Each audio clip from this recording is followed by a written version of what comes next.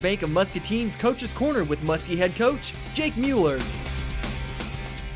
Welcome to Coach's Corner, brought to you by First National Bank of Muscatine. I'm Jordan Davis, and we're joined here by head coach of the Muscatine Muskies, Coach Jake Mueller. How are you this morning, Coach? I'm doing well. Thanks for having me. Well, we're excited to have you in, as always. It's a pleasure to get to speak with you here on these Thursdays because we get to talk about last week's game and then the game that will be coming up here tomorrow night as well. We're pretty excited for tomorrow night. I know it's going to be cold, so I'm not looking forward to that, but I am looking forward to getting out there. And we're going to be at Iowa City West. Yep. West this time. And now, is that, I can't for the life of me remember. Have we played Iowa City East? Here. No, we played Iowa City High. Iowa City High. Okay. Yeah, they're on the east side. Gotcha. Yeah. Okay, so you got that part right. Yeah. Okay, so we played them and they played here against us. Yep. But we'll be taking on West there at theirs. So that's going to be up in Iowa City. That we're going to be heading there tomorrow night. But let's talk about last week's game. Yeah. Tough one because of the rain. Just It was hard to. I'm sure it was hard to get started after supposed to kick off at 5:30. Don't go until 8. That can't be easy on the guys, especially when I'm sure they were out there warming up and stuff hours ahead of time. Yeah, it was difficult. There's no question. Everything about Friday night, there's just a lot of stuff that we had to work through, and but both teams had to go through it. So it was tough. There's no question. But Linn-Mar had to go through the same things we did, and I love our team, but I'm disappointed in how we handled it. I felt like we just didn't handle the adversity the way I would like it to have. And, as a head coach, that's very disappointing because, when you're the leader and it's a game that you feel like you could have, should have won, I feel, got to take some responsibility for not having our guys ready to go when we didn't come out ready to play. And there's a lot of things you can point to. To me, those are just excuses. At the end of the day, we just didn't get the job done. So that stinks. Yeah, it's a bummer. But you've mentioned it before. Every experience like that is just a learning experience. You just got to take it. You got to take it in stride and just keep moving on to the next one. And it's hard to accept a loss like that, especially on just a terrible night for honestly a terrible night for football. So I'm sure, and since it was senior night too, I'm sure a lot of those guys had a lot of emotion just because. Some of them final home game, right? Yeah, absolutely. That's a tough pill to swallow. There's no question about it. We did not come out and play the way I felt like we're capable of playing. And yes, the conditions played a factor, but Linn-Mar, they didn't let the conditions bother them as much as I felt like we did. And I can't put my finger on why that is. At the end of the day, they made the plays when they had to, and we didn't. And field conditions were rough. There's no question about it. But when plays were there to be made, they made more than we did, and we just didn't get the job done. And it's no fun. No, but it was still. I'll tell you what, hanging out in the press box all afternoon, waiting for the rain to go away. It gets a little wet up there too. It'll come in through the doors, to the top end. But I'm sure you guys were having. I'm sure the guys weren't having nearly as much fun once. It was. We hung out. We got our football shed that we stay in, and from 5:30 till 8, we just kind of hung out in there. So that's a long time to keep. About 50 high school kids cooped up in a shed. Yeah, so they did a pretty good job, handling that part of it. Just once we got in the field, I don't think we handled it very well. So. Gotcha. Well, you know what? Let's put last week's game behind us. Let's talk about tomorrow. Gladly. Yeah. Excellent. So tomorrow night, Iowa City West, we're going to be there. Kickoff probably sometime around 7:15. I bet it's closer to 7:30. 7:30. Probably it's between 7:15 and 7:30. Okay. Yeah. So tell us a little bit about Iowa City West. You've had experience with them in the past. Mm-hmm. What are you looking for in this next game? Well, they've made it to the state championship game in the last 2 seasons. So it's a program that's had a lot of success, and they're having a lot of success this year. They're ranked somewhere in the top 10. I'm not exactly sure what number they are right now, but they only got 1 loss in the season, and they're having a tremendous year again. Defensively, they're just a really solid team. Their front seven gets after, and they're not overly big. They're just they got a lot of kids that are between 190 and 215, and you got kids in that kind of range that are athletic. You got a pretty good defense. Yeah, that's a hard hitting team there, I'm sure. So they got a lot of those guys, and they're tough and they're fast and they're physical. So defensively, they're gonna present some challenges for us, and then offensively. They got a really good young quarterback that's going to be tremendous as he gets older. his last name is Morgan. He had an older brother that played basketball at UNI and played football at West as well. But he's tall and lanky and can run and throw. And then they've got just a couple of receivers that are really good. One of them's, he looks like a college tight end playing receiver.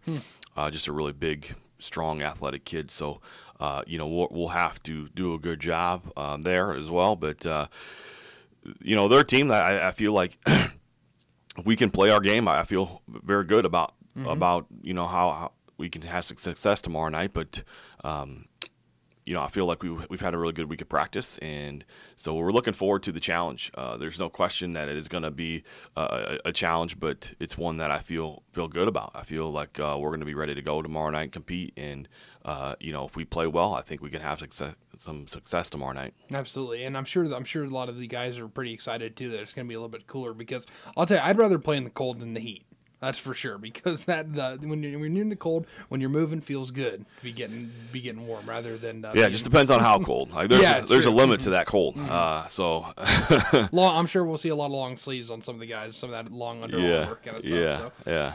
Excellent. Well, we're looking forward to tomorrow night's game. We think we're all obviously rooting for a good one. We think it's going to be a tough fought one too. So looking forward to it. Any final words on it? I just hopefully get some Muskie fans out tomorrow night. It's a big game. We still feel like we have a lot to play for, and we expect to go there and get a win.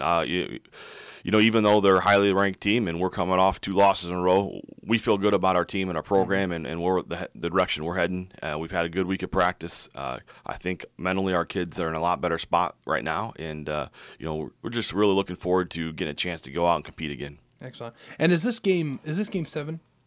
This is game 8. This is game 8. So yeah. you guys are 4-3, 4-3 on yeah. the season. Okay. Yep. Okay. So we're looking for a really good game tomorrow night, Coach. Yep. We're looking forward to it, and thanks so much for coming in. Thank you for having me. We're also joined in studio. We're probably just going to switch it right over, keep it right here for this next bit. We've got Assistant Superintendent Mike McGrory and also Muskie local legend Chuck Van Heck joining us here this morning. I'm not sure if the guys can hear me. Maybe Alex will go in there and let them know that we're ready to talk to them. But we want to talk a little bit about the new building that's going to be coming up. Can you guys hear me in there? Oh, it looks like they're putting on their headphones now. Excellent. Gentlemen, can you hear me? Sure can. Excellent. Well, it's good to hear from you. I need to put my headphones on, and Coach, we've got a pair for you here, too. I'll let you get those plugged in. Just plug them into that first one there. And we just want to talk about the new building that's going to be coming up here that's getting dedicated, and it's under the name Van Heck, if I'm understanding that correct. So let's talk a little bit about it. We'll start with you, Assistant Superintendent Mike McGrory. How are you this morning? But we're excited to talk to you because, I've had you in, 1 or 2 times on Moving Forward we've spoken, but we hadn't spoken about the new building yet, and it's a big deal. This is a really big deal.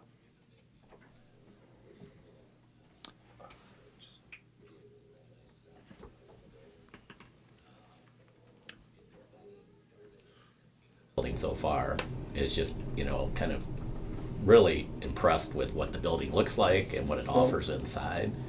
And when we were looking at individuals that we would like to recognize and dedicate the building to, it really became an easy choice. With everything Chuck's done for our community, everything he's done at the state level, the national level, we just really felt like this was kind of a no-brainer. And just a way for us to honor Chuck and show our appreciation for what he's done for our district. So. Excellent. And I'll ask Chuck. Chuck, can you give us a little bit of your history with the Muskies? Well, I've been with the Muskies since '83, and one of the first things when I was given the job as athletic director was to get a new weight room for Muscatine High School, and I did a great job. It only took about 30 years to get that done, so I'm really happy and proud of the facility that's being built. And it's not about me, it's about the community, and I appreciate everything and really look forward to getting this thing opened up and allowing the kids to have a level playing field in our area, the people we compete with. These facilities are going to help us a great deal.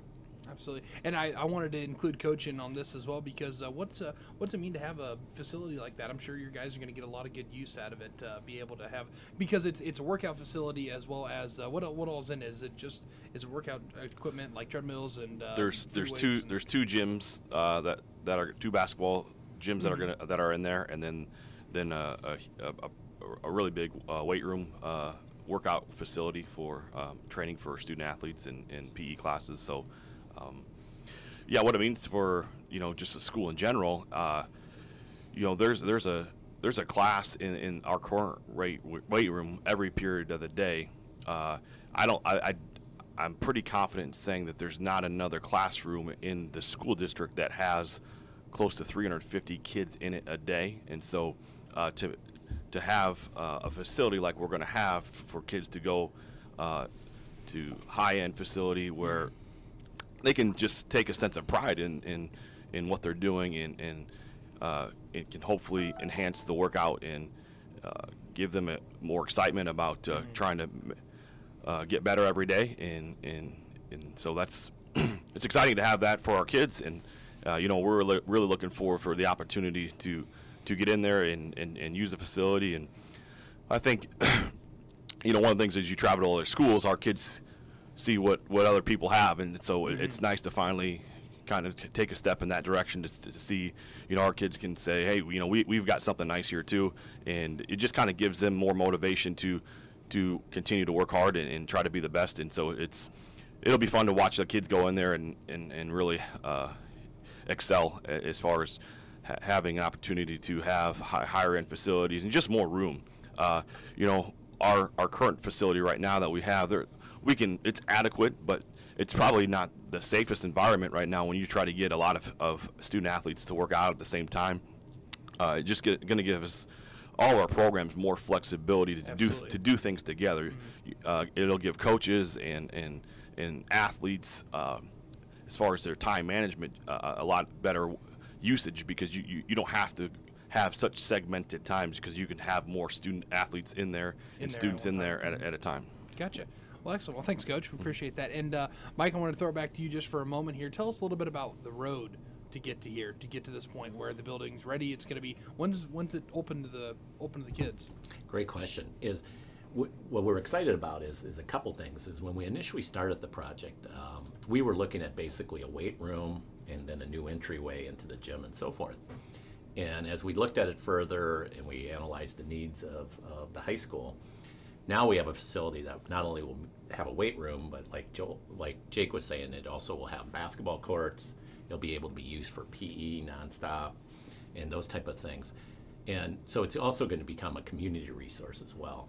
And so to answer your question as far as the time usage, we hope to open it up right after the dedication. So because volleyball is still going on, basketball is going to be starting, so we'll be able to open it up, that area open up, and then our hope is probably by no later than the end of November that we'll be able to open up the weight room for students as well.